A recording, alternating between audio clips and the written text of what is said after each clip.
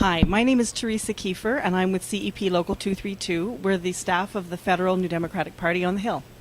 You're a trade unionist, but you're in a very different position from a lot of the trade unionists here because you work in politics full time, and you just came through a rather unusual experience last week. Tell me about the election campaign for you. How did you see it? Wow, well, it was an amazing campaign from start to finish. It was actually my 28th election campaign in 12 years, and I've never been part of one quite like this. It was an incredible experience. It was Jack's message of hope, I think, really got through to people. I think that the message of working together was one that resonated with folks, obviously in Quebec, but elsewhere in the country. And I think working together is what the union movement and the NDP are all about. I mean, he said it in his speech earlier today. This wasn't about the last 37 days. This was about the last 50 years of the trade union movement and the NDP working together. And I think of us as inseparable. And for me, as an activist in the labor movement, as a New Democrat working on that campaign, it was a really wonderful synergy. Were you as surprised as everyone else by the Orange Crush? Well, I mean, I get to see some of the numbers, so I might have been a little bit less surprised, but I was pretty delighted, and I mean, I was surprised that folks were finally listening, were finally kind of tuning in.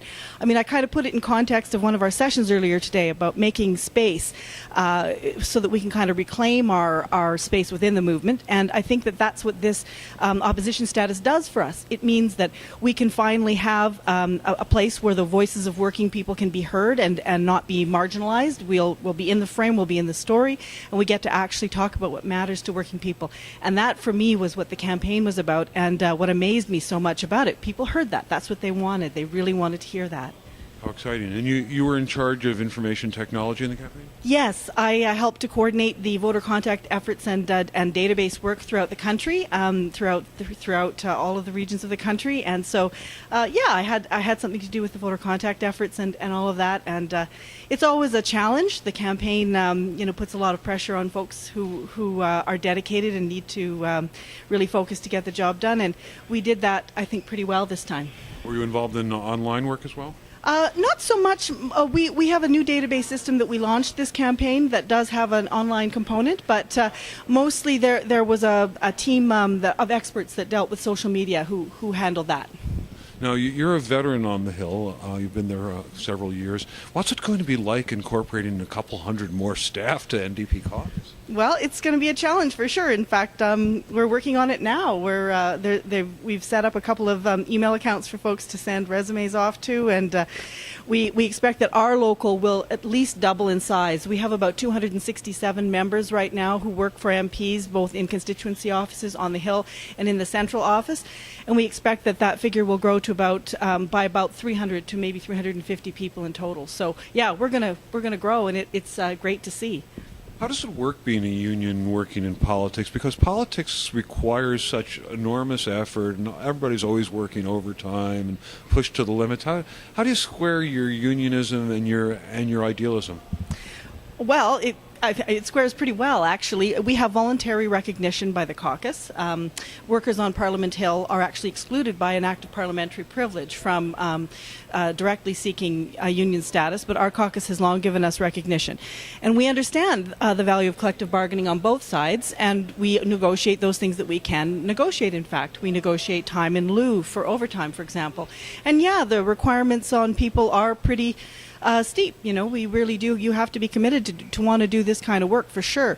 But we think that the benefits are worth it. For example, we have a much higher staff retention than the other political parties do. Our people stick around. I've been on the Hill 12 years now. Lots of other parties do not have the benefit of the kind of veteran staff that we do. And I think that means that we're going to be able to incorporate all those new staff much more easily because we have that professional cadre that have been around for years. And that's because we have a union and we have a respectful work environment as a result of that. Great. What stands out as some of the real high spots in the past election campaign for you? Oh wow, it's hard to say. The debate was wonderful. Just watching Jack, do what he did in the debate. Watching our leader, who's had personal challenges in terms of his health and so on, just full of energy and just really communicating the values of our movement was a real achievement. And of course, on election night, watching the map turn orange, that was pretty great. It was a positive campaign. Jack Layton ran an extremely positive campaign. How did that affect the morale, the mood, the general vibe among the election workers and staff? Oh, well, I mean, it was great. It means that we we weren't focused on scandals. We weren't focused on the negative side of the the debate. We weren't hurling mud at one another, and that meant that folks could be focused on the message, on what we actually had to deliver and say to people. And despite the exhaustion and the long hours, it really helps to have a sense of looking forward, looking brightly forward. That's terrific. Anything you'd like to leave us with? Well, I don't know. I'm really looking forward to the next few months, and the next years, of course. But I'm particularly looking forward to welcoming all of the new staff to CEP Local 232 and the MPs to Parliament Hill.